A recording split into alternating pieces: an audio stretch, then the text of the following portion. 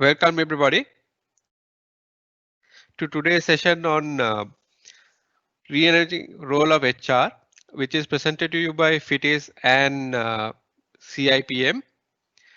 So basically, the COVID-19 global pandemic has completely transformed the way we work and challenged us in a new and unprecedented ways in both professional and personal capacities.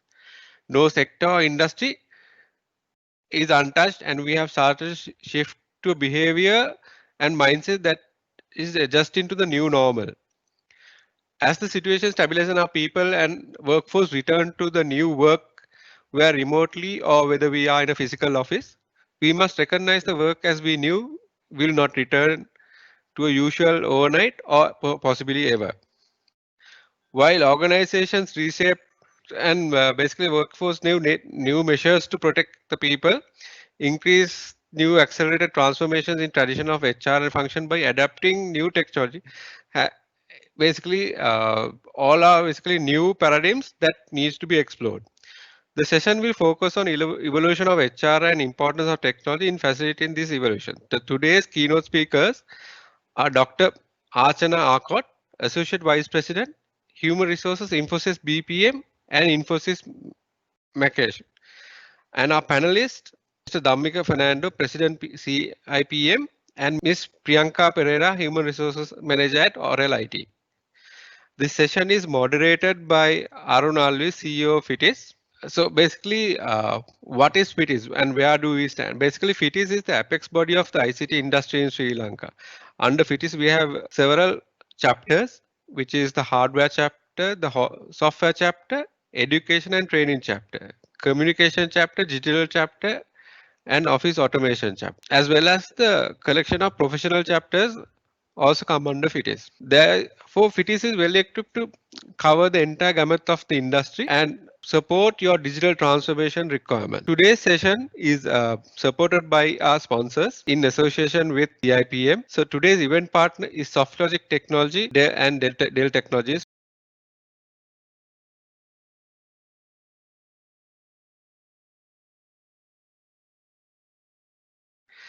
Our platform partner is Slash Tech Labs, and our messaging partner is TechSphere.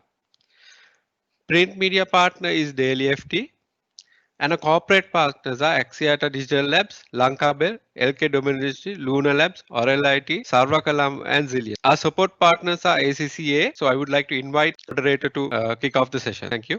Thank you, Prasad. It's a great pleasure to moderate this session. Today's webinar on role of HR for new normal, leveraging on technology.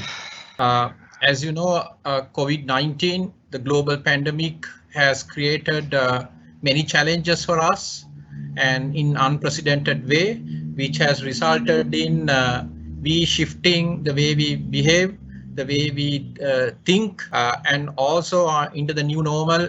The organizations have to think how to restart the work, and also the use of technology in the new normal is becoming a very important. So keeping that in mind, we have decided to have this session, and I'm very pleased that we have global speakers as well as local speakers joining us today to share their knowledge with us. So let me first of all introduce our speakers for today. We have Dr. Archana Arkot, Associate Vice President, Human Resources, Infosys BPM, and Infosys McConish, USA, joining with us. And also she has experience in leading international HR and people organization across USA, Canada, Costa Rica, Mexico, India, and also not forgetting Sri Lanka. She takes a deep interest in role of HR and global HR trends, and also the future of work and talent trends. So today she will be speaking to us on the future of work and workplaces, and above all. So Archana will speak to us, and then thereafter we have other two speakers joining with us. So at which point I will introduce them. So with that introduction, I would like to invite Archana to start her presentations. Dr. Archana, over to you. Sure. Thanks, Aruna. This opportunity. Thanks to you. Thanks to FITIS giving me this platform, and it's great to really connect with you virtually almost after a decade. And I think thanks to technology, it's absolutely a pleasure to get virtually co-located with both Dhammika, Priyanka, and do this webinar today. And not forgetting all the viewers from Sri Lanka. I think it's late in the evening, but thank you so much for tuning in. Right, in the post-COVID-19 era, this is really calling it adjusting to new routines. Right, thanks for joining in from your virtual offices and making this webinar happen. And if you look at what's happening in the post-COVID-19 era, there is clearly a whole global surge of webinar that's happening. And if you just go back and switch to the old normal, I think words like, social distancing, quarantines, border lockdowns, shutdowns, we were not familiar with any of these terms. I remember all my connections in Sri Lanka, whether it's CIPM or the other bodies in Sri Lanka and the HR community. I used to get physically into Sri Lanka, make some of these trips and build those connections. But now we see that technology has become all pervasive.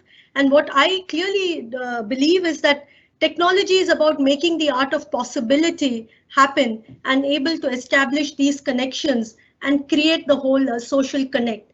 And today in my session, I'll talk a little bit about the rise of the social high tech too. So like Aruna said, the focus of this session is really to start looking at the whole rewiring of HR from a lens of what's happening in the world of the future of work, right? So the session is a mixed bag of ideas, thoughts and themes that I've curated from the global thinking in the space. There is still a lot of debates around what's happening in the space of the world of work. We'll talk a little bit about that as well. But for HR practitioners, I think we have a huge vantage point to look at how can we be in the forefront of driving this change, and needless to say, amplified by technology.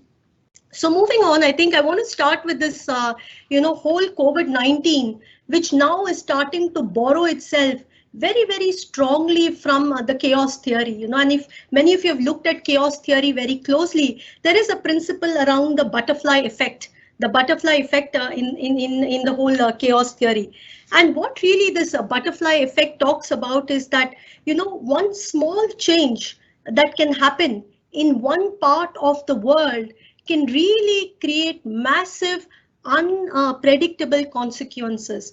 And it's not like asking a Siri or an Alexa saying, hey, let me know when is the next pandemic going to happen, okay? So the butterfly effect is about talking about a little insect flapping its wings, and 2 weeks down the road, you see it's caused a tornado effect. And therefore, COVID-19 lends itself very, very strongly to this whole butterfly effect that we are seeing.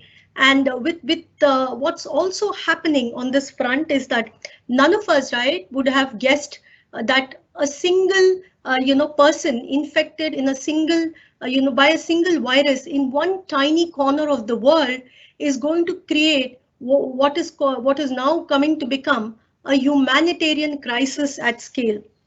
For too long, many of us have been talking about disruption. We've also been talking a lot about the VUCA world. We've also been talking about the future of the world. And if one thing COVID-19 has done, it's clearly erased any suspicion that any of this is possible. So today, COVID-19 clearly has amplified the whole VUCA world. So what this does and what it means to us for the purpose of this session, it clearly puts HR at the pivot of all of this, and at the forefront of being able to be ahead of the profession and driving some of this change. And one other important component to this as we start looking at some of this is, if you look at what's happened in COVID-19, we saw the great rise of frontline workers. We've seen the great rise of healthcare workers, nursing professionals coming in the forefront to be able to help us deal with this pandemic. And I think the role of HR, in some sense, in the days ahead, is going to be in the direction of driving this role of being the front runner, of being able to help organizations navigate through this transformation and also embrace digital technologies. So that's an interesting analogy on the butterfly effect, and I think we are somewhere in that. So let me move on. And the way I've organized this presentation is to look at what are the big themes. What are the big themes, in the world of work? There are too many elephants in the room surrounding the world of work. I've picked up 6, I think, which are very, very predominant, which will have huge implications to how we look at HR and talent practices. So the first thing, I think itself, this whole post-COVID-19 era itself is being called the new normal. Some folks are calling it the normal. Some of them are also calling it the digital normal. But fundamentally, if there's one message I want to kind of outline here, it's that the whole COVID-19, the digital new normal, clearly is going to be changing the ways of working, the ways of living, and more importantly, the ways of leading. And if you see, there's a dominant thinking around how leaders act and react in this crisis, which is what's going to define how the future organizations and how employer brands are going to be protected. So let me talk about 6 attributes, I think, which are the big elephants in the room with respect to, what this new digital normal. First, which we've all witnessed, is a global human lockdown and is the work from home. Particularly with the IT and the BPM sector, and these are global numbers, we've been able to see one thing from work from home, that it's been able to be, most organizations, however traditional they are, have been able to establish a work from home model, and the work from home model is now proven at scale. So that's the big one out there, and organizations will continue to see how to make this work from home, and there are several viewpoints. Then we'll talk a little bit about the whole work from home. The second big thing, and none of us were familiar with these terms, of social distance, isolation, quarantine, is the whole thinking around the 6 feet. This will have a huge implication for organizations on how we look at workspaces, how we look at the physical infrastructure, how we look at 6 feet. As folks start getting back into work and looking at social distance, this will change the trajectory for us on the whole, work from office front. And we'll talk a little bit of the whole rise of social tech. Third, I think another huge important aspect, all of us who have gone through the whole self-quarantine, is well-being is taking a new meaning in organizations. It's coveted to be a $66 billion spend by global organizations worldwide. And this human well-being is not just so much about emotional and mental. I think the whole physical wellness and financial well-being is also come into the forefront in a very big way. 2 other quick pieces, and the big themes, I think, which will have implications for organizations for us, is new routines. A lot of people are very happy about the new routines, but the new routines in many ways is a wake-up call. Whether it's a self-wake-up call of asking for more meaning, how organizations are going to be looking at travel, the impact to environment, the impact to community, all of this will be clearly defining the new world of work. And lastly, and my own personal and passionate favorite from these, if I were to pick one, is around the great rise of empathy. And one great example that we've all seen is how nations that were led by women have, been able to come out of the COVID-19 in a far better way and, not really contributing to the global curve. But based off this, there's a whole surge that we are seeing on compassionate leadership. Harvard has just released an article on compassion, empathy, gratitude. Today, everybody takes a few seconds before a meeting, after all these virtual calls, to check how people are doing, how their family is doing, safety. So I think that kind of a whole shift on gratitude, empathy, and humanness is back in a very, very, very big way. That will define some of the pieces around how we look at, HR. So moving on, I think to me, this is the single, I think all of us in our own countries and our own cities have been, looking at what essential services are, what will continue. But I think if one thing the COVID-19 if has proven, which I spoke about earlier, is around the work from home model at scale, is virtual is really become the new service. There's a whole thinking, there are a lot of themes around how you can make virtualization on demand possible. So what does this whole virtualization, how does it lend itself to be looking at from the workspace itself? So I want to talk about 3 big themes for the next few minutes. One is the workspace itself, given work from home and virtualization. Second is workforce itself, how is that changing given the whole surge on technology? Third is the work itself, and many of these themes we've been speaking about in the context of future of work.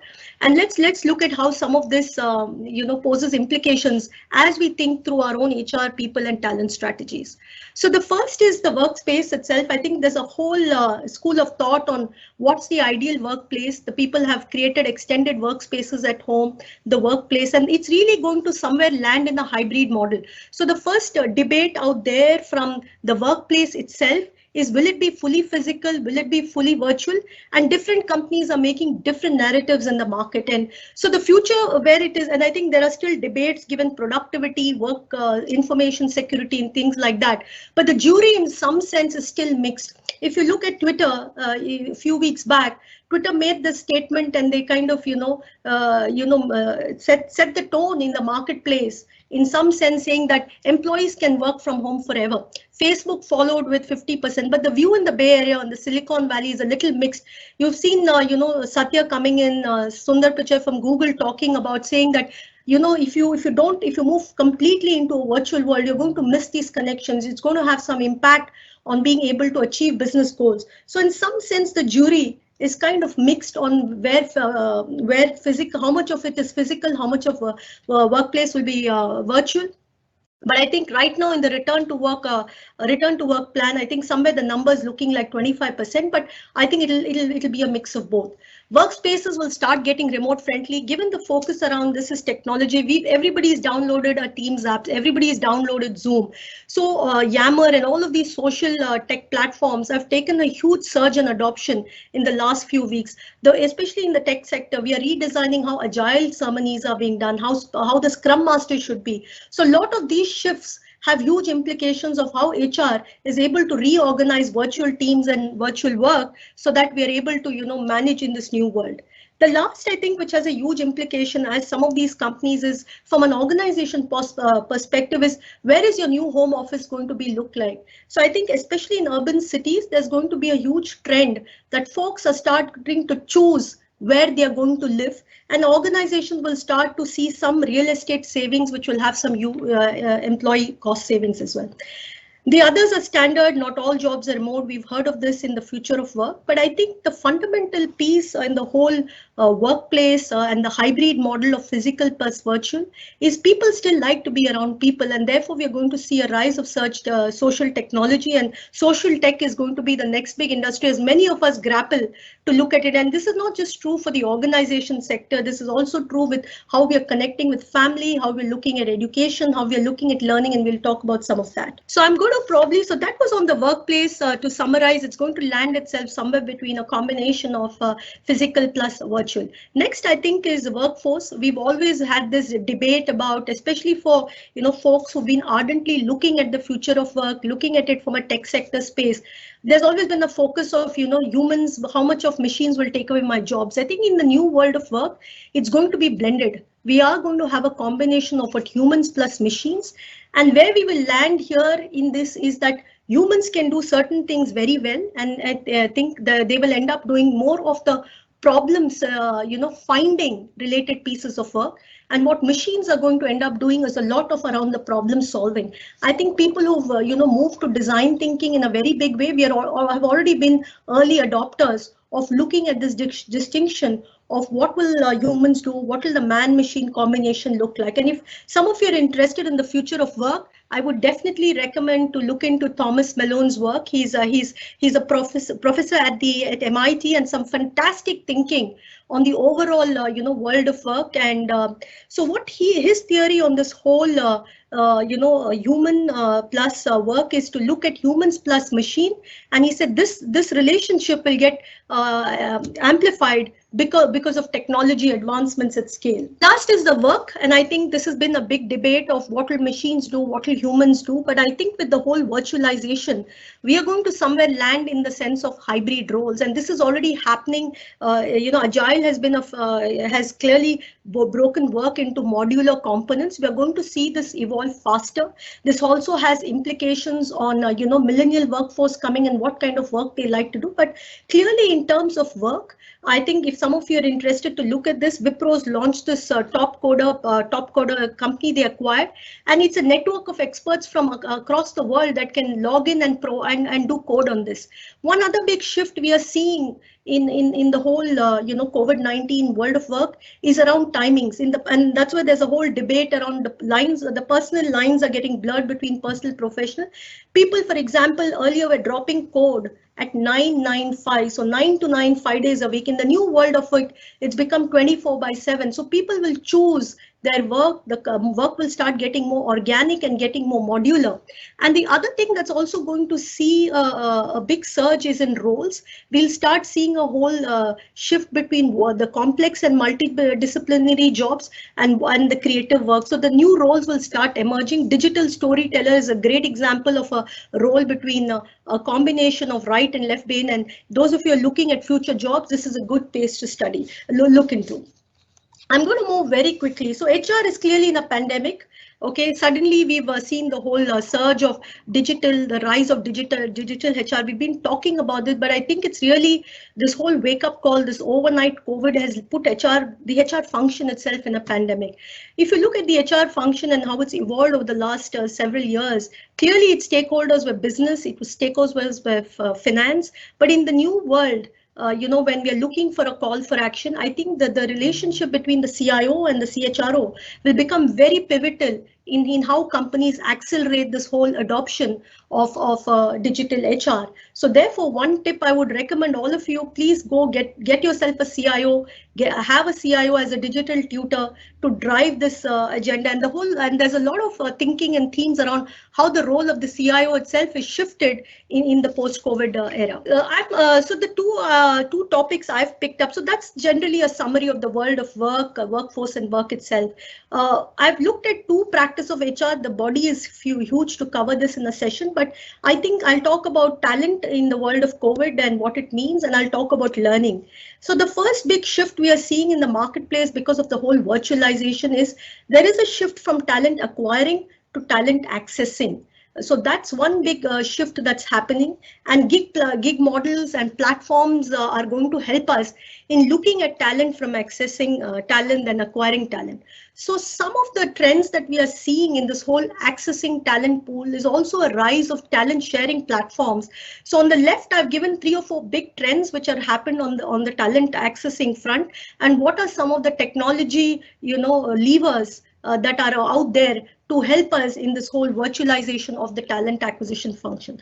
So in COVID, there has obviously been, a lot of good that has come out. So we've also started seeing that when not all sectors, could revive a work from home model, we could see hotels, airline sectors badly affected. We've seen a lot of examples out there where some of these industries like the airline industry started giving, people who are typically in the care business to start placing them in the frontline healthcare business. So a lot of talent platforms like LinkedIn and all came in and gave a lot of free job postings.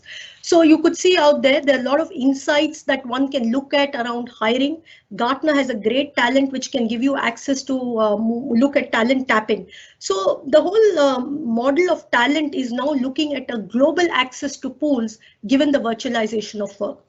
Many companies have moved very quickly into recruitment, onboarding. There are several virtual platforms. You look at any recruitment body today and there's a whole focus around how do you bring in more rigor around video-based recruitment, and there is an interface of video plus chat to drive the efficacy of hiring.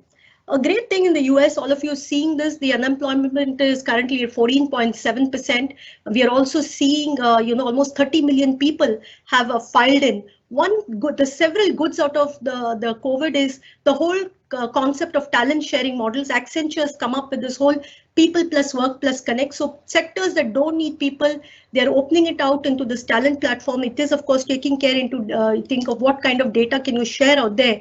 But companies are going to start exchanging talent. While companies are also creating an internal talent marketplace, there is also going to be more co-sharing, co-opting of talent and talent exchange programs. And we are seeing that happen between the hotel and the airline industry to healthcare industry. Lastly, I think we've been hearing about AI in HR. Currently, if you look at all the talent life cycle or the value chain of HR, AI is going to redefine hiring, reduce hiring cycles in a very, very big way. I think its adoption is only going to accelerate. There are great AI tools that I've mentioned too, like Textio and things like that, that one can look at if you want to, look at how this is also a great time to clean up things in your recruitment process, look at candidate experience and drive some of that. Next is I'm going to talk about learning, which is a next big theme around it. And I think we've seen this on education and learning. I don't know how are we doing on time. Do I have another 2-3 minutes? Yes, you can go ahead. Yes. Okay, great. Thank you. So this is a favorite quote of mine from Gandhi. Okay, he once said, live as if you were to die tomorrow, but learn as if you were to live forever. And this is true because all of us started suddenly appreciating all the school teachers that were taking care of kids in the US, pretty much all, and I think in the rest of the world, all education for schools have moved online.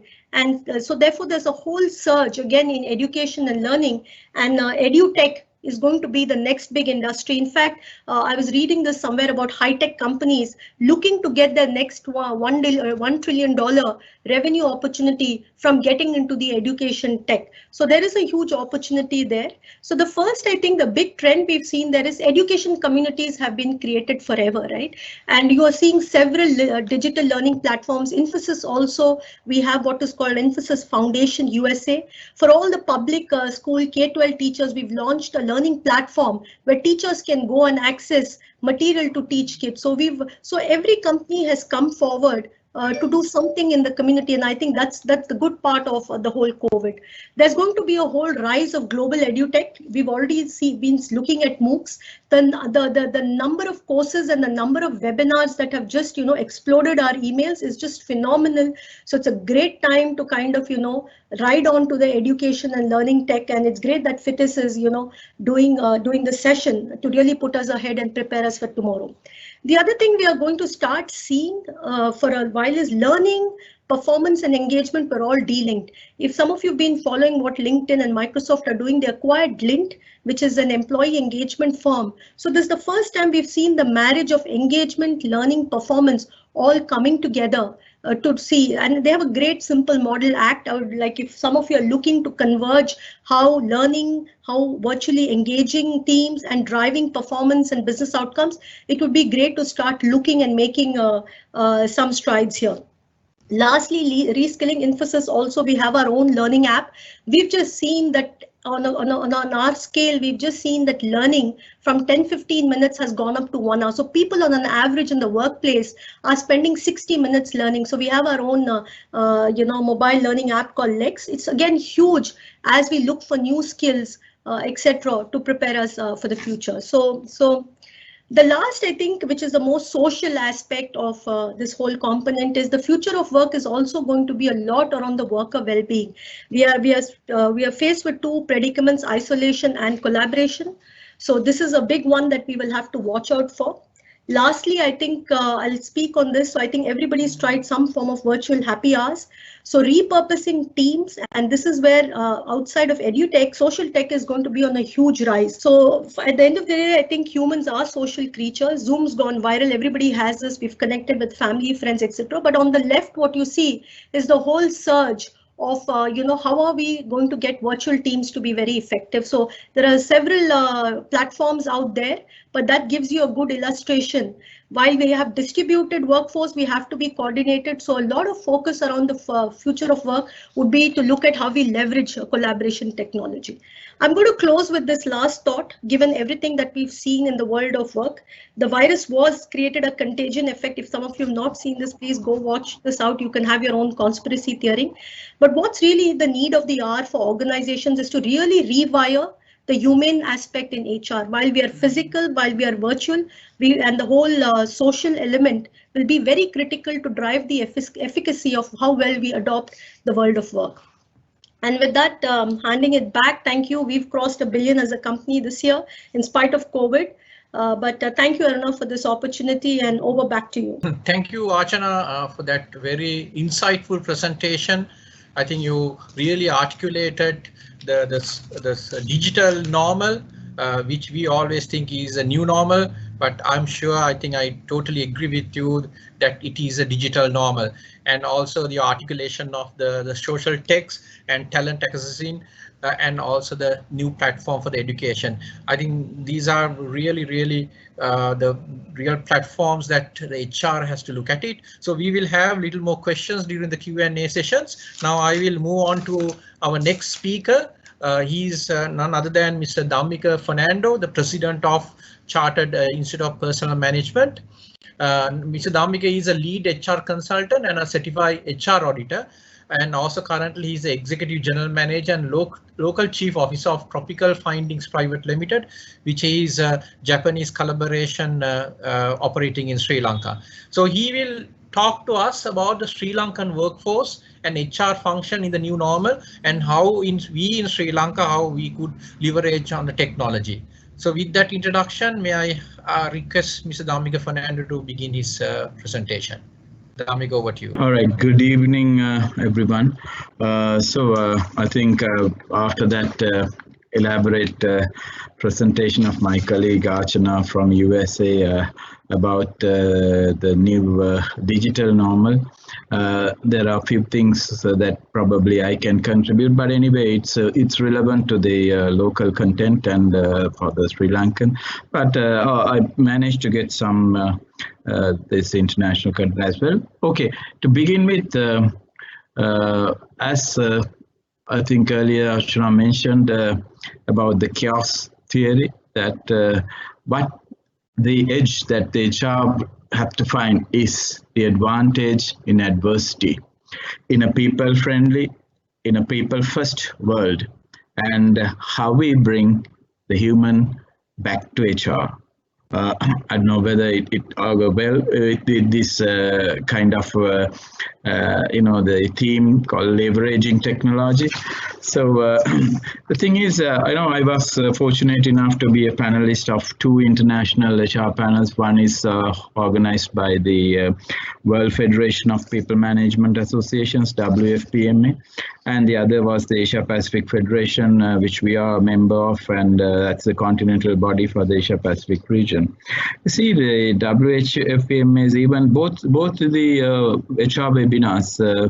The key one is, of course, themed as after the great lockdown. The key message the both has given through the presenters is that the following of a people first agenda.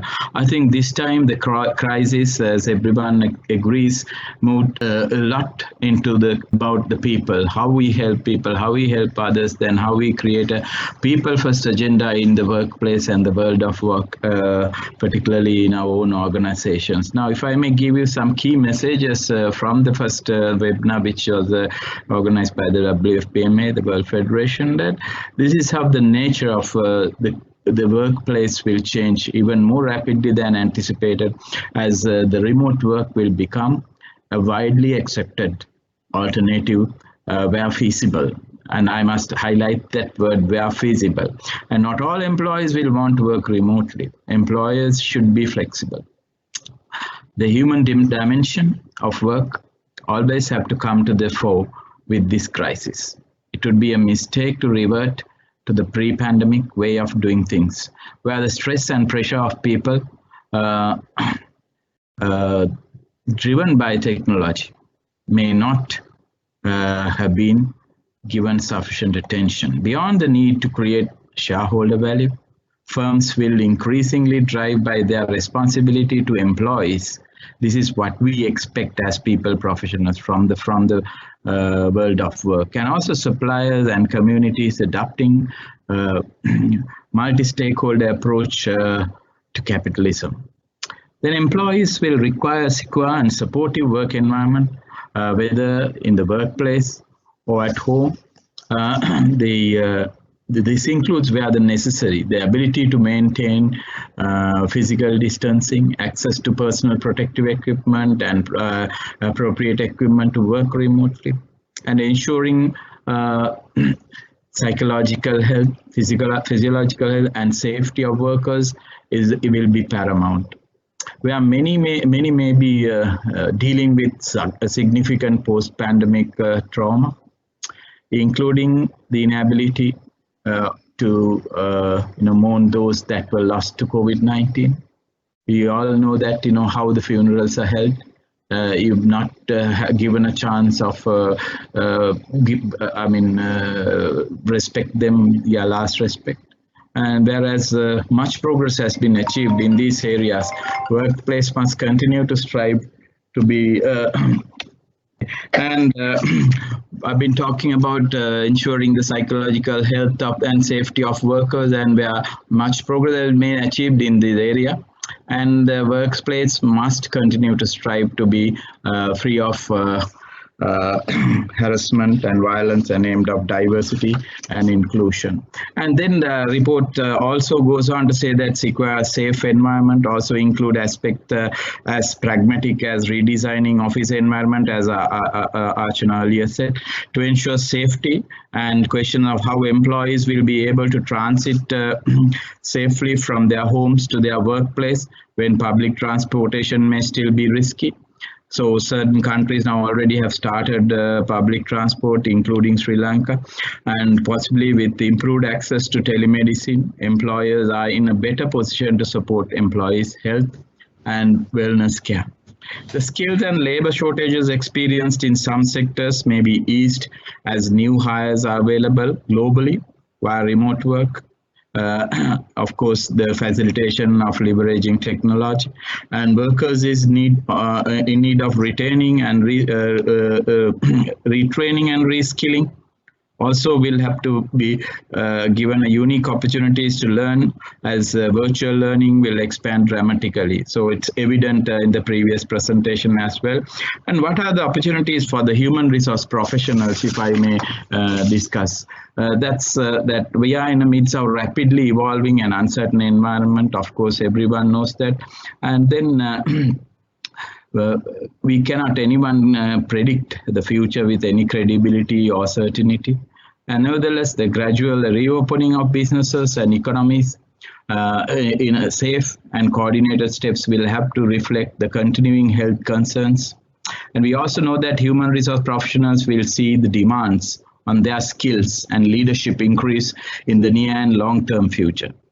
They will have an opportunity to reshape the workplace in a long term to be a people-first environment, which is more inclusive, fair, and flexible in ways that also support increased productivity and corporate resilience. Beyond individual workplaces, human resources professionals can and must work to influence and inform governments. If, of course, the policy making, we can do it in a big way in countries like Sri Lanka in this kind of situation, because even see our labor laws in Sri Lanka quite silent during this period. What about their salaries? What about their job security and social security measures? Likewise. So it is a big job for the human resource people to lobby the governments and policy-making bodies in this situation where we have to bring forward the People First agenda.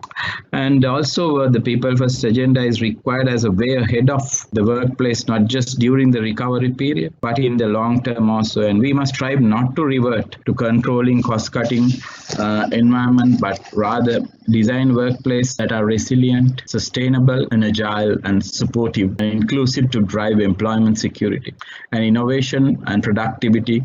Worker engagement will be critical. Creating such a workplace, including though constructive engagement with governments, business leaders, international bodies, civil societies, and labor. So this is the message, of course, that we delivered through most of these international HR bodies. If I may get back to my presentation, see, there are about leveraging technology today that we are talking about in how we are going to, be in reimagine role of HR. And one thing is that I'm following some, the recent contributions from BCG. How are you our technology is ready for new realities in a crisis situation, and businesses have to quickly answer and address some critical question. And this is very important, we as HR people, because now the post-COVID era belongs to the HR professionals, the people professionals. They will be the frontline heroes. They will be the frontline warriors in the world of work. Therefore, it is very important that we should answer quickly. We should get on to the groove as early as possible. And for that, we need to get quite a lot of knowledge quickly and adapt to the agile environments. And bionic companies, what they say is we have the blending, as earlier the Archana mentioned, blending human and technological capabilities to achieve superior outcomes. And people say that the new thing is the bionic leaders and the bionic laggards. And these companies who are the bionic leaders will spark innovation, efficiency, and growth. And many companies which are still not data-driven, customer-focused, and agile as they need to be, and they have, though they have long-term goals, because this is in commonplace in Sri Lanka. I know very few companies, a handful of companies, even at the beginning of this COVID pandemic emergency, were ready, were data-driven and customer-focused and agile, because many people were looking at long-term plans in digitalizing their work, the management, HR, take for example, even people management. That's been quite a long term. But what happened that we have to quickly get onto it and be data-driven. But in the future also, I think that will be the most important thing. And then what will it takes to compete in a post-COVID era?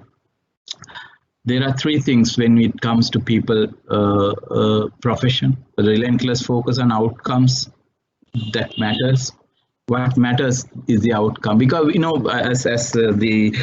you're working digitally, most important thing is the trust, because this is a trust-based work actually when you're working digitally.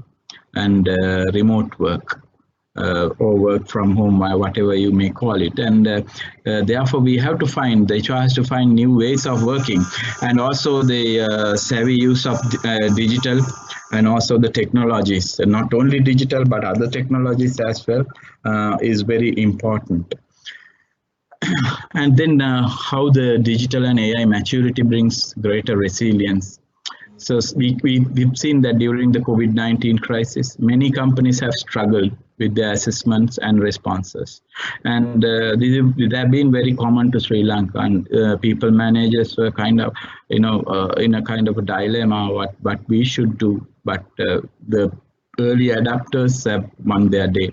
And according to BCG's surveys, what they say is the digital leaders or the bionic leaders earn about 1.8 times higher earning growth than the digital laggards or the bionic laggards. And these companies are best situated to realize the resiliency dividend.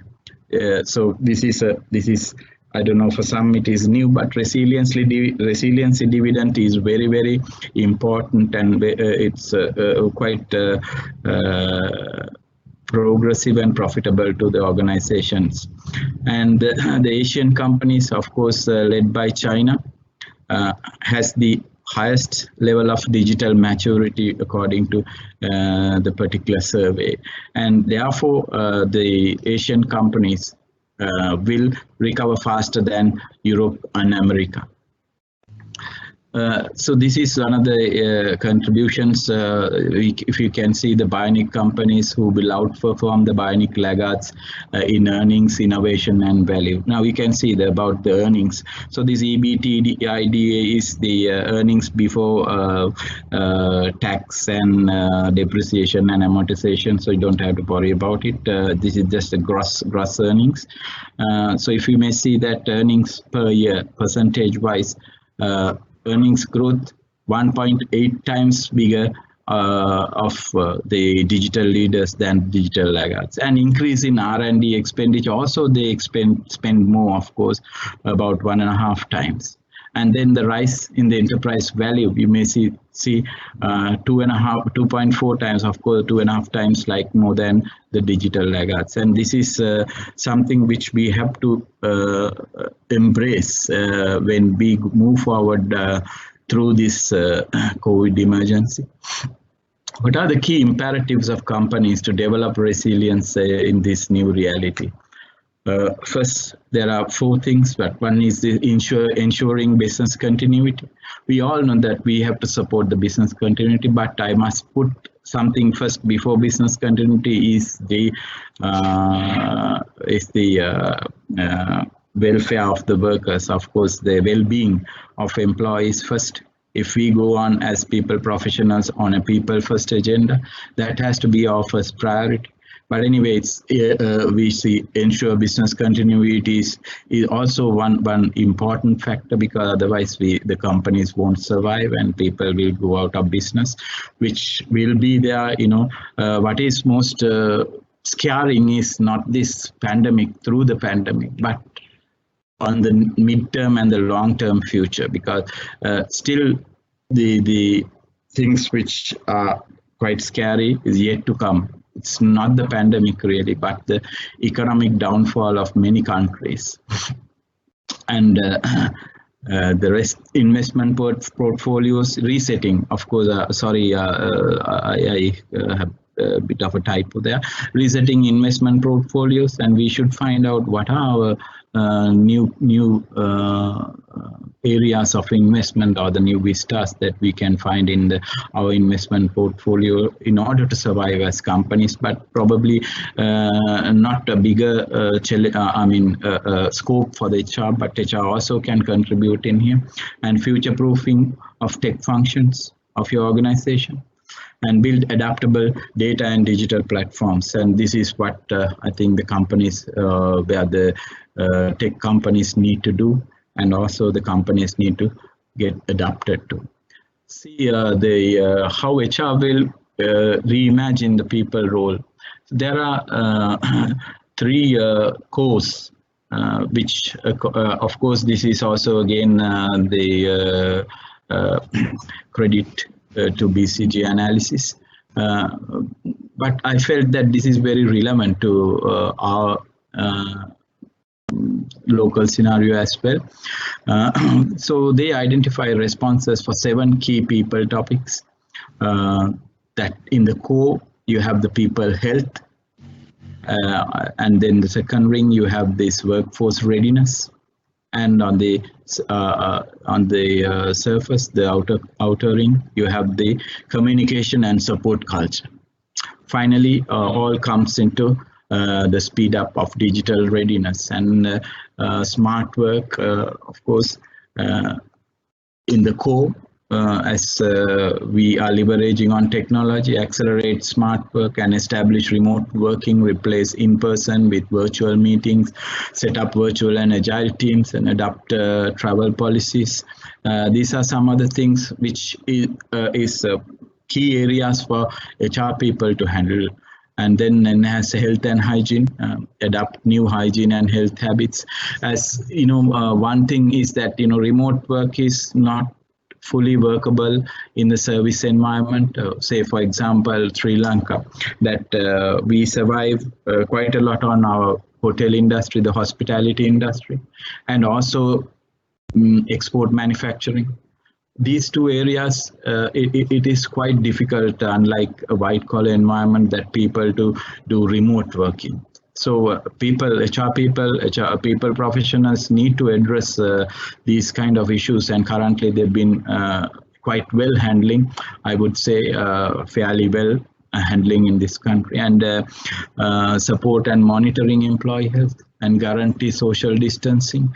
Of course, as we all know that Sri Lanka has followed a regime of extreme measures in curbing the COVID situation. Probably maybe the reason that we find very few fatalities and containing the social spreading. But we'll have to balance, of course, between the running of economy and the health and safety of people. That is one thing. I wonder whether how good we fared in that balancing act. Then the second is the workforce readiness and mitigate people risk, and also we understand that how much that we had to spend on extra in mitigating people risks and identifying, supporting critical roles, and manage workforce flexibly and communicate openly with empathy. I must say that this third aspect, the communication and support culture, is very, very important as HR people, HR professionals all around, not only in Sri Lanka, all over the world, but for Sri Lanka also, it is very, very important. The people managers, people professionals to do this. When you need to communicate direct, clear, and without ambiguity, and simple in simple terms. So identify communication channels and organizing clear communication, as I said, and also with empathy. Archana also mentioned about this. Empathy is one of the most important things in this kind of situation, and educate employees in how to manage on COVID. And then the togetherness, the stand together, and we'll have the most closest person to the. Then the seventh is the speed up digital readiness, identifying needs and delivering needed hardware. This is people readiness, speed up digital readiness. Then providing appropriate software and tools, training your people, as I said earlier, also mentioned training in the sense reskilling, multi-skilling, and these things are very important. Train our people to digital readiness, and also build technologies to support our teams. The cross-functional teams are working very well these days, and the lean structures, making structures leaner, is quite workable and important and practical in this kind of scenario. Even post-COVID, we can continue it in a positive manner.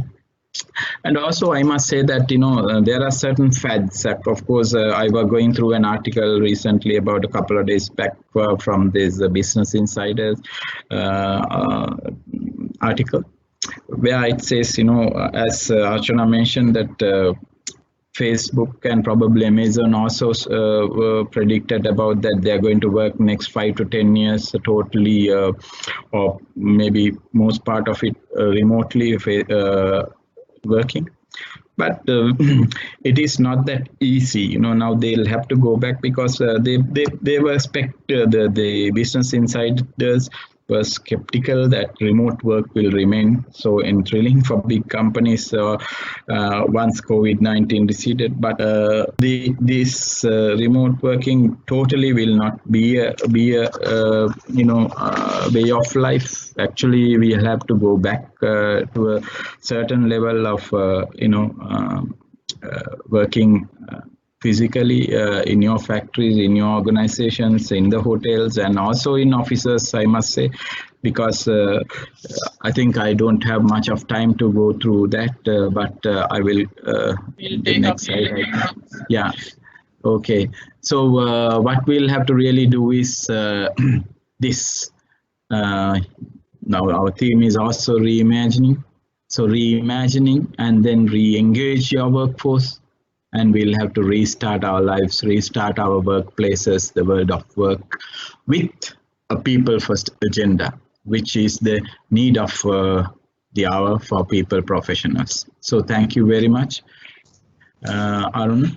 Dominica, thank you very much for taking us through the employer-employee role and during this pandemic situation, and how you could, how the HR as HR people could increase the shareholder value. Now with that, I would like to invite our next presenter, Ms. Priyanka Pereira, Human Resource Manager, Orel IT Private Limited. She brings our 2 decades of valuable and exposure in both local and global experience in HR. And also she holds a MBA. So what we would like to see from her is that how a company in Sri Lanka, how they have adopted HR technology in their own organization. So we would like to see a sort of a case study from her, and then to understand how technology could be used in our companies. Over to you, Priyanka. Thank you very much, Arne. And I believe that you all had learned a lot from our previous expertise. So let me take you all like how we have done. I mean, how we have embraced of technology in oral IT and how we have succeeded during this crisis period. So as we all know that we are living in a VUCA world. So it's volatile, uncertain, complex and ambiguous. But none of us are unable to run away from those things. So what I'm believing is like business leaders, they need to get ready to face these challenges. And being an HR professionals, what we are believing is we need to support in order to the business take to the next level, because we are working with the humans, people. So, and as HR professional, we need to choose right people to the right job, as HR mantra always says, to the right with the right objective at the right environment. So during this corona pandemic, actually, we have not wasted even a single day. We have started to discuss more over things that our new future plans and all through a virtual meeting. So then with these virtual meetings and all, we at the same time, so we have found out that what is the uh, innovative steps which we really wanted to take in order to support the country and the employee and to the organization. So then we were realizing that we got to know that there are many employees because they are struggling a lot due to this sudden pandemic situation without their essential items and everything. So what we have done actually, because with Oral IT, almost more than 7,500 employees are directly working with us. At the same time, indirectly, there are a lot of distributors and dealers and the electricians are working with our primary brand with Orange. So what we did actually, we figured it out how we really wanted to support them to fulfill their basic requirements. And as HR professionals, we also had to play a vital role in order to achieve this thing. So unfortunately, all our employees are scattered all over the island. Therefore, we have decided to do this thing through an online app. So then we have introduced a app. So, and I will explain you all through this presentation, I mean, how we have initiated that online app, how we have supported to our employees, and then again, on the other way, how we have encouraged our employees to improve their knowledge, I mean, their career advancement and all. And the next, how we have started the work from home concept. And after that, the new concept sharing and caring. So, and many of our people that they know us about as a KPO and BPO. Like if we say Oral IT, so they will know that we are Oral KPO and BPO business. But actually, we are a tech company. We have a lot of expertise with us. So so we believe and we were trusted them, and through their ability, we can do a lot of things to with this during this the pandemic situation. So then we have through and virtual meetings we have told them that what we are expecting from them, and we were communicated our purposes and everything to them properly. So then after within taking the weeks, like prior to 2 weeks ago, they came up with a nice app called Oral By. So let me show you this app also. And then the second problem with the challenge actually for the HR professional to find out the people to deliver to our own employees' doorstep. So managing people is not an easy thing.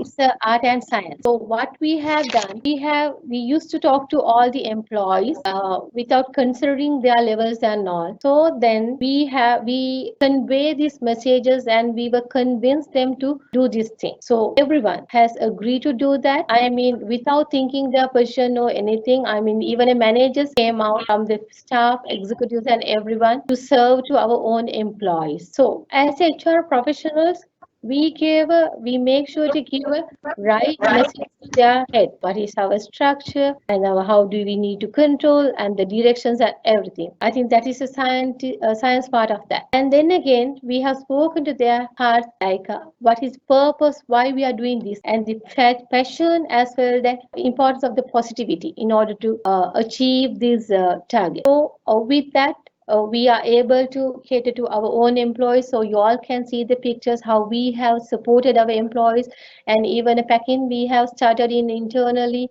and all the essential needs we are able to deliver to our own employees, and we are so happily we can tell that with the support from the HR, we are able to do, I mean, for the top with the top management, and with their concerns and all, we have opened this to the public already. We open up the public. Actually, as of now, there are almost like 8,000 people. We are able to cater to 8,000 orders so far. So, and then again, this is actually what I wanted to tell you, like collaboratively, we have done this thing. And then again, this is the, the leadership, because our managing director and the vice president, they are visionary leaders and the transformational. So we are able to, I mean, as HR people, every time we need to support to the senior management in order to achieve the business,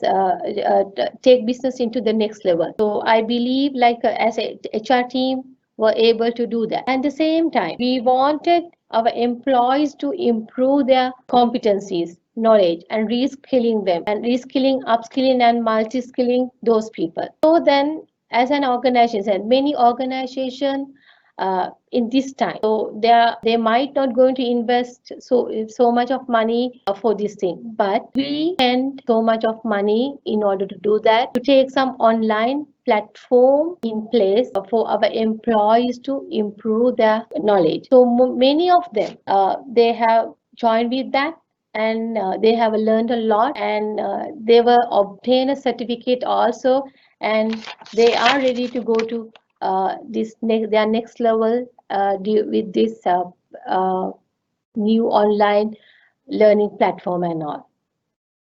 It's a positive end from the HR end, and as HR professional, we always make sure to talk to them and find out their problems and encourage them in order to fulfill this requirement, because sometimes, like, if we not followed up, they are not going to work for this thing. And at the same time, like then we also initiated the work from home concept. So from the work from home, actually we really wanted to get the best out from our employees.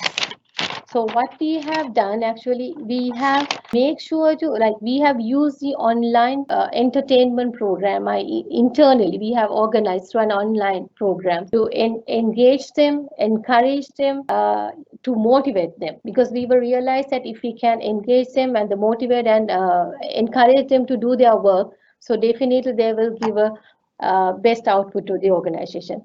Still, there are many people working from home with this concept, and at the same time, and as I told you, like, we came up with the sharing and caring concept. So we were realizing during this crisis period, there are many people struggling without a food. I'm not talking about our employees, or I'm talking about the rest of the people that who are around the country. So what we thought, like, to arrange something for them as a community CSR program. So with that, we have implemented Oral Share concept to support to eradicate poverty of these employees. Let me explain that also, what you all can do and how you all can join line with that. So this is our concept. Actually, we care, we share, because we need to give something for to avoid their hunger and all. So then we have started during the Vesak season, because as we can't go out and all, so therefore like we implemented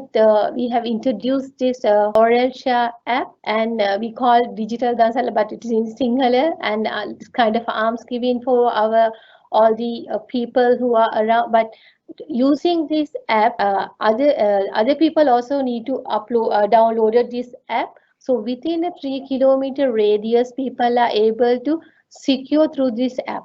So initially what we thought like to just to share the rice, food items, but then again we got a request from some people who are using this app a lot to share the dry rations as well as the clothes and the stationery item, because there are the children's, they are really wanted to get those things. So we have decided to include all these things. So if you see this one, just take your phone and install this Oral Share app, so you can support it to all the people all over the world, not only for Sri Lanka. And lastly, what I wanted to tell is like, rather we are thinking this epidemic situation. So we need to come up with the innovative concept, and we have talked about the new normal. So I'm not going to tell that what are the HR initiatives which we want to take.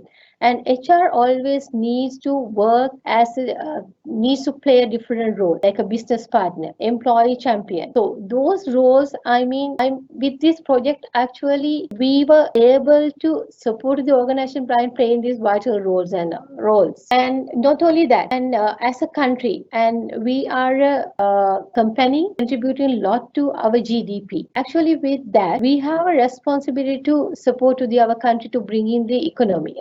The dollars to the country. So with this Oral Buy app, when I go back to that, with that we are able to open almost 1,500 job opportunities. And now HR has a challenge to convert their career as an entrepreneur. We are trying to develop them, and if now they can provide a job to another set of people, like always I'm believing like it is a good sign to the country to reduce unemployment rate, because there are maybe like almost 2,000 people is able to work with that. So those are the practical scenarios which we have initiated and implemented through this dynamic, this crisis period. Rather, we are waiting and thinking what is going to happen and downsizing our organization. We have created a good employment opportunity, and we have taken this as a positive. We had seen the positivity of this thing, because then only we created all these things. So with that, Aruna, you all can take over. Sure. So I will join with them with the Q&A session. Okay, right. Thank you, Priyanka. It's great to see a local company using the technology during the pandemic to engage the employees and all the support employee without creating any impact to both the employees and the organization. And it's great to see that. So since with the interest of time, maybe we take few questions. Looking at the questions that have been posted, I would like to maybe post this question. Now, when you use a technology in the HR function, obviously, you could see the increase of efficiency, the productivity, the sales, the profitability, all that. But the question is that the challenge that we have is the legal, ethical, and then the financial implication if all those things are not managed. Archana, how would you look at that context? While you use the technology, you have certain benefits, a lot of positives, but at the same time, some challenges that you have from the point of view of legal, financial, and ethical implications. How would you see that company those challenges? Sure, Aruna. So just if I've understood that correctly, you're saying that as HR adopts technology, what are the legal, financial, and ethical considerations, right? That's right, yes. So I think the starting point, I think, would be, for HR or organizations to really look at, what is the problem they're trying to solve.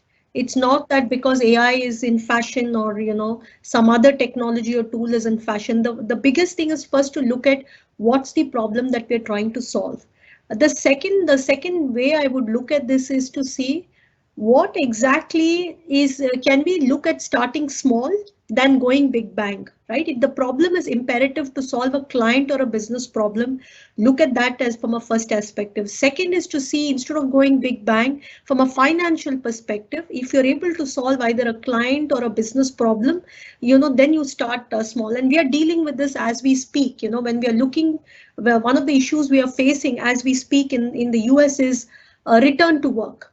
One of the main guidelines of return to work is, how do you know that people are feeling well to come into office? And this has all the quadrants of ethical, financial, as well as legal, because in the US you can't collect data, right, on you. So one of the things is we wanted people to come into the workplace and self-declare that they are feeling well and they are fine and they have no symptoms and their body temperature is at a certain level before they come into workplace. So we had to look at what are the devices that we can use financially, which are low cost, that can help with this kind of temperature testing. When ethical and legal points came into consideration, then we realized that we can't have anybody taking temperature, but we should have a standalone thermal testing device. And then the ethics part of it is employees self-declare that they are feeling well and get into the workplace, so that they don't kind of spread the virus. So on an ongoing basis, some of these things like ethical and legal will be problems that we will have to work through with clients, with local jurisdictions, etc., and work within the framework. And that is where HR has to always think out of the box, very, very clearly out of the box, because we know clearly that the future is in the form of adopting and embracing some of these technological solutions to solve human problems. So working with your ecosystem to find solutions will become critical. And you can actually study this to see how companies have implemented temperature testing as they're getting people back to work in a phased manner. So there's no one general answer, but we will have to keep this lens of problem we are trying to solve and working through these solutions. Yeah, okay. Thank you, Archana. Maybe I'll pose this question to Dhammika. Now, when it's come to the technology, I think one of the things that we always use with the technology and HR is people analytics. With the people analytics, we believe that you could attract the people, the develop people, and then retain the talent. Dhammika, in Sri Lanka, according to your knowledge, how do you think our local companies using people analytics for talent management? According to my knowledge, actually, it's a handful. As I said earlier, also there are very few people, very few companies, some BPOs in Sri Lanka. Also, those are some foreign companies, and which are using, kind of these people analytics, especially with AI, in improving people performances. So as I said, we are just in Sri Lanka just scratching the surface at the moment when it comes to these people analytics and software like that. I think that it will take another, even after post-COVID, the people analytics will take another 5 or 10 good years to establish in this country as a core area in HR and business. Priyanka, if you could look at when it's come to the disruption, because every time we talk about the disruption, because disruption is become the fact of our life in many industries. So coming back to your organization, taking into the consideration of the disruption, you also need to look at the workforce need in the future. So how do you use the technology to analyze the workforce need in the future for your organization? Actually, it's like the disruptions always will come like this crisis, Aruna. So what I'm believing is like we are like now we have implemented work from home concept. So with that, I mean the many of them we have decided to like permanently we can offer another job for those people by using those technology. So and then again and the same time like the most important thing is like sometime like if, when they are working at home, so we need to count like how they are going to do a productivity job for the organization. With that actually we need to do a I mean the monitor, I mean the regular monitor for this thing, and we need to give we need to assign a proper target for those people. And with that, I believe that we are able to avoid this disruption with technology. Okay. Archana, I'll take a question which has been posted here. We know that because of the sudden pandemic situation, some organizations are having to reduce their workforce for a certain level as a cost cutting strategy. Can laying off people from your organization be ethically acceptable? How do you look at in your environment in USA? How do you look at this situation? Laying off of staff, or is it ethical way or looking at it, or the cost cutting strategy? Thanks, Arun. I don't think there are easy answers to this. I think from an HR perspective, first of all, these are unprecedented times. No one ever predicted this, right? And therefore, first of all, like I said, these are unprecedented times, and different sectors have different challenges, right? This is not an above board sectorial problem. Because IT industries, thankfully, we've been able to recover and do 88%, 90% and enable people from work from home. Financial sectors have recovered, but not every sector, like the travel, the airline industries, these kind of industries have not been able to fully recover, the retail stores, for example, in the US, which is huge. They've pretty much, if there's been a lockdown for the last 60 to 75 days, all retail stores have literally been closed. So I don't think there's an easy answer. So companies have done a couple of things. It's not so much an ethics versus financial dilemma. I think you have to look at it in terms of some bit of pragmatism to look at what is the sector and what is the problems. And therefore, it's again, how companies have come up with creative solutions. I've given you these examples, particularly the most badly hit industries were travel and the hotel industry. So what they have done is, instead of permanently laying off people, in the US, they have done what is called furlough. So they've given a long temporary absence of leave. Companies have also come together to create co-opting sharing platforms, saying if you want to, the airline industry is giving people for the frontline staff. A lot of the apps, a lot of these job postings have also looked at lifeboat skills. So companies are doing a mixed bag of things. But I think if companies are, are able to do work from home, like the ITS industries, and if they are not, if their first remedial measure is, if a certain percentage of people have not been enabled for work from home, and the first, lever the organization is going to use is to lay off, that's going to have a long-term impact on, organization, reputational brand, etc. So I don't think companies are straight away jumping to lay off. Companies are definitely, an HR, the business and the CEO and clients are vested in many things. First, if you're an industry that's badly sectored, do a temporary layoff, give a temporary layoff absence, because there's also a lot of funding coming from the federal government from social security and other things to take care of these sectors. For companies that are not enabled to, not being enabled to put everybody for work, and maybe have 10-15% not enabled, reskill them, retool them to make them, deployable. Also, they are looking at a lot of people asking them to take leave and leave of absences. Companies are reducing work hours. So I think layoff is an extreme measure, and companies will also look at the normal methods of performance counsel out for low performers. So, and those are regular cycles not to be associated with this, but again, unprecedented times. It's not just an ethics dilemma alone. I think we're trying to solve several problems to protect organization interest, to protect customer interest, and the employee interest. I don't think it's a single lens agenda that's being looked at. So that's my take on this. Okay, thank you, Archana. Because Archana mentioned about a lot of help and funding and things coming from the federal government and the federal or the centers, but it's not the case in Sri Lanka, as you know, because Sri Lanka is one of the countries with one of the weakest social security systems in the world.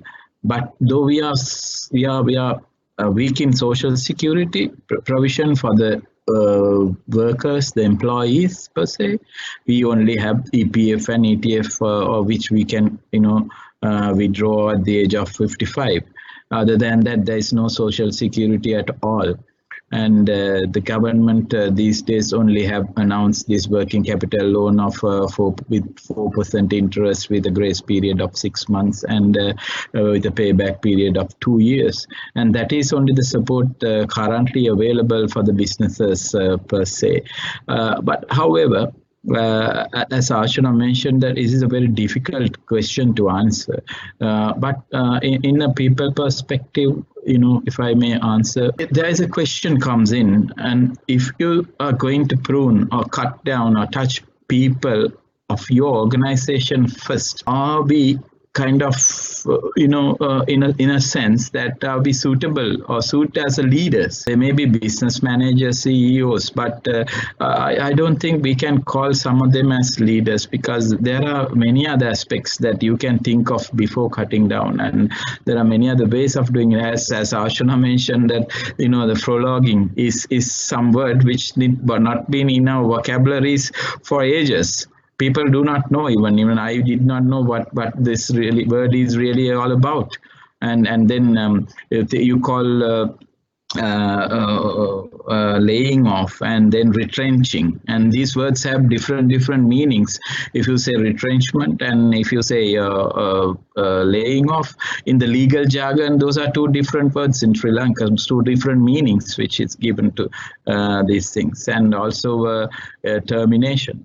But as you know, as I mentioned earlier, also Sri Lanka is one of the countries, though we have very, on the other side of social security, probably to cover it up, we have the stringent of labor laws, which we don't have a thing called, hire and fire. You just can't easily lay off people or terminate people without sanctions. There are a lot of acts comes in, and also on top of it, recently the labor minister through his secretary has announced about agreement with a certain labor organization and the unions about agreeing for not terminating employees. So this is a kind of real dilemma, and depending on the industry, you can provide alternate opportunities, alternate employment, and also reskilling and multi-skilling, upskilling people is also one other thing. But there are there are organizations, for example, the biggest export industry in Sri Lanka is apparel, and apparel is, I think, bringing in about 11 million US dollars, or rather, I think, yes, about $5 billion US dollars a year to the country as net foreign exchange earnings. And what will happen to those employees if their orders and if their the buyers cancel their orders? And then they'll have to think about it. Of course, yes, we can have many other ways of handling and tackling this, but on the face value, that just saying that, laying off people or terminating employees cannot be a good trait of, model HR practices. But then again, it is quite debatable. Thank you. Maybe I have another question. Probably, look, in Sri Lanka, there is no Data Protection Act in place. As a result, even under the current situation, work from home concept, people tend to take your laptops and you are able to access the data. So Archana, in your context, how do you look at that? I'm sure you have the Data Protection Act in place. What protection you have to protect your organization's data, and is it done through the Data Protection Act or it's through the employer? Yeah, it's both actually. It's also governed by Data Protection Act in some states as well. We have a combination of both. But the Organization Data Protection Act is what we currently, lean on very heavily.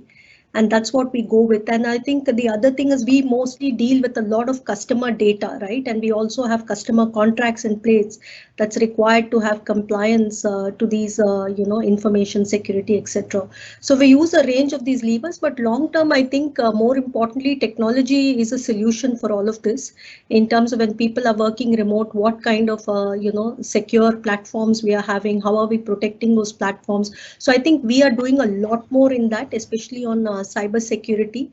Post this, especially in the BPM business, right? We've not fully done a work from home model. Now, when we are doing a 98% in the US from a work from model, we are working through and solving some of these issues. We're working through a lot of great awareness around it. We've not yet had any major data breach. I think that's the next big elephant in the room. In terms of once these breaches start to pick up, how are companies going to deal with this? How do we build customer confidence, etc.? So these are some of the issues that we are currently working through. I don't think we have all the answers yet. What we are also doing is a lot more monitoring because of clients applications themselves, a lot of monitoring devices. So all of that we are working to. But I think the big role for us is to watertight some of these policies. But more importantly, if you have to reinforce behaviors, you have to also use technology, especially when you're looking at managing this at a scale. So these are a couple of things that we are currently working on still. I don't think we have all the answers yet. All right. Okay. Right. Priyanka, there's a question to find out whether your app can be used by outsiders other than your company. Exactly. Actually, as for the request from our employees and the other people, we have opened our app for the public. So since last 2 weeks ago, we have opened for the public, so they can use. And if they log into the Oralby website, so then they can download the Oralby app. App Store is there actually, so they can download that and will make sure to deliver the entire thing to their doorstep. And because still that our employees are doing that one, and not only the dry rations, whatever the things that we are planning to bring the 7 stores to that, like electrical, clothing, pharmaceutical, and everything is going to get the. Okay, right. Maybe with the interest of the time, maybe we'll take one question applicable to all 3 of you. Now, in your organization, if you want to leverage on technology, especially for the function of the HR, you need to adopt some strategies. So Archana, in your view, what are the strategies you think one organization should adopt to leverage the technology for HR function? From where do you choose? Yeah, I'll always go back to the same thing, Aruna, about what's the business problem we are trying to solve to get all of these, financial or anything or get sponsorship for this. So for us, I think, and it's again going to be dependent on what company is going through for us. So for the easiest place to start with is looking at recruitment. We are using some of the AI solutions, whether it's looking at screening for developers, screening for R&D folks. So that's an easy space for us to solve. We're also using some of the analytic platforms like Gartner's Neuron to look at which markets we are looking to see what kind of talent pools we have to access. So in the hiring space, we've been able to have a little more success. We've also been able to shrink hiring timelines. One of the things we've also done is to introduce one, chatbot, which is more a conversational AI chatbot, so that when candidates apply to us in large number, this chatbot is able to have that kind of a conversation with the candidate and also look to see how can passive candidates apply to us. So we've had, we are on this journey. There is of course other things like talent analytics and all that, but I would say the good place to start if you're hiring currently is in the space of talent. And now with the whole surge around learning and education, what we've seen is our Lex platform, our own homegrown learning on demand platform. It's huge, especially as HR is trying to solve reskilling, redeployment, and placement and enablement of people to work.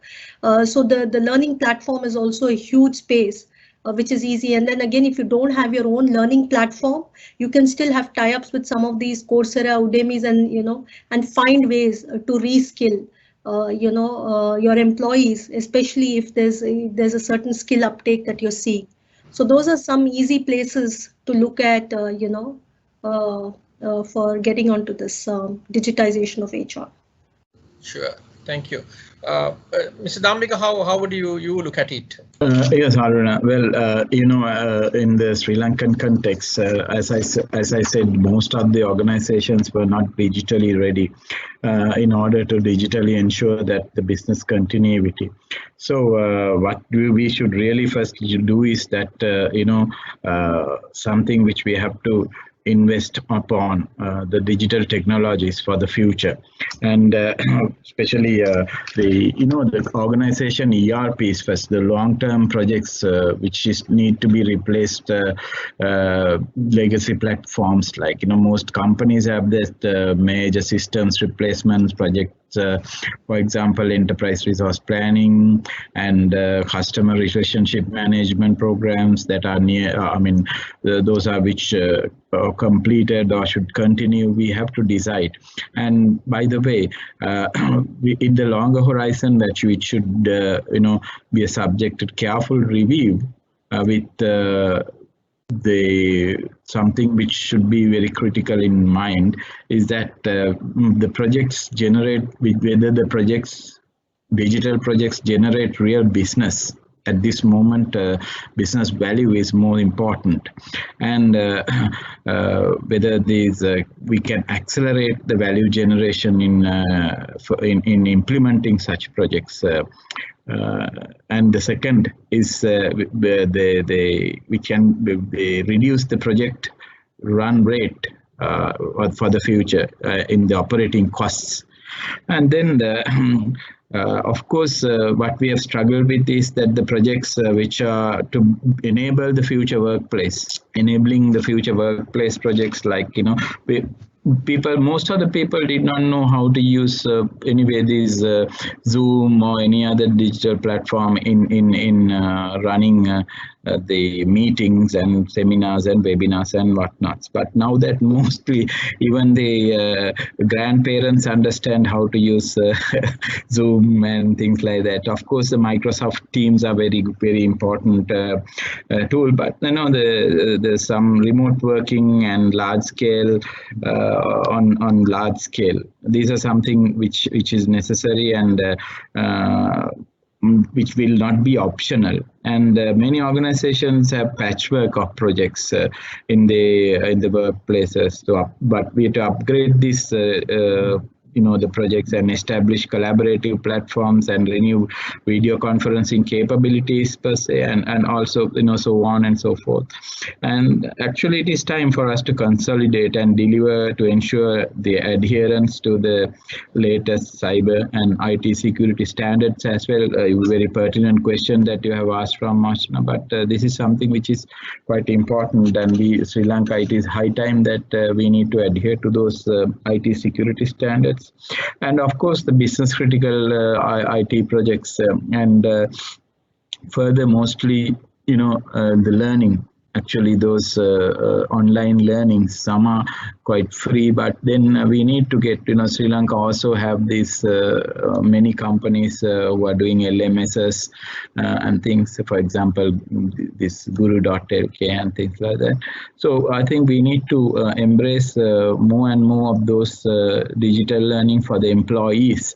And especially, it's very, very useful when it goes to LinkedIn. The LinkedIn learning platforms are very important and not very expensive and not that costly for people to follow. So I think the HR people in the near future and going forward needs to embrace these kind of things and help the workers in online learning, especially to adaptable technologies whatever suitable, because unlike as once again I'm telling you that unlike the office environment or the white collar environment, as this Archana is working on ICT companies, many factories, manufacturing businesses, and then hospitality businesses.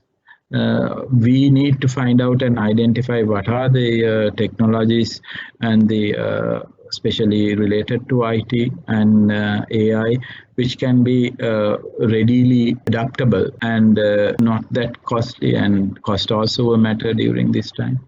So I think this is my share of thoughts. Thank you. Priyanka, you would like to share your thoughts? Branches, almost like 6-7 branches all over the country.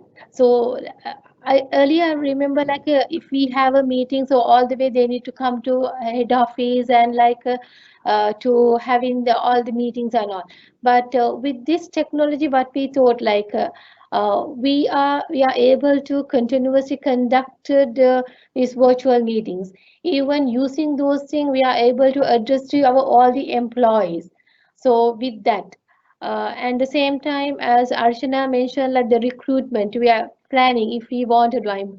I mean, with our app, actually, we have trained our employees also through the technology. So as a tech company, actually, we have already initiated many things. I mean, like a tracking part of their app. In like let's say if you are buying things, the ordering process too. If I talking with the aligning with our Oralby app, from the ordering process till that to the customer that we are tracking through this technology. From when it comes to the HR, I believe that sometime now, as I told you, like work from home, we are going to continue for some times. I mean, for maybe like for another 6 months times and all. Maybe like permanently, we really wanted to keep some of employed. So then we can increase the productivity of the organization, because we have a limited space in the businesses, or else that rather than we are hiring and moving to the another place. I mean, we can accommodate them from their home, but by giving the right targets and monitoring process and everything. So and like to upskilling them. So then sometime like with the workload and all, sometimes we did not have a time to develop those people. But with this technology, I believe that if really somebody wanted to learn, they have enough and more time at the night time also. During night time also they can learn. So as HR people, we need to push it those things. So I think we are going to continue those technology arena in future as well. But as you highlighted, we'll make sure to keep the security data security process also, because otherwise that it will be definitely. But anyway, that we have already taken action against those things as well. Right. So Priyanka, thank you very much. I think very interesting story. So I think with the interest of time, I think it's time for us to wrap up. So on behalf of FITIS, let me thank our presenters today. Archana, thank you very much, despite your busy schedule, joining with us all the way from USA. I think we learned a lot from your presentation and sharing your experiences, your practices. It's worthy, for us to learn from you. Thank you very much. I think I really like your articulation of digital normal. It's fantastic. And due to technical difficulties, Mr. Alvis have dropped out. So on behalf of FITIS, I would like to once again thank all the speakers, that is Dr. Archana, Mr. Dhammika and Ms. Priyanka. And also at this time, I would like to thank all our sponsors, CIPM. A very big thank you for being part of this, and SoftLogic and Dell event partner, our platform partner /Tech Lab, our messaging partner Textware, and also all the other sponsors of us. That would be print media partner Daily FT, supported by ACCA, and our corporate partners, Asiata Digital Labs, Lanka Bell, LK Domain, Luna Labs, Oral IT, Arva Colombo, and Cilion. And thank you for all the attendees as well to joining this webinar. Hope it was a very useful one. And we at FITIS are always there to welcome to support your organizations in any technical support. Thank you very much. Have a good day.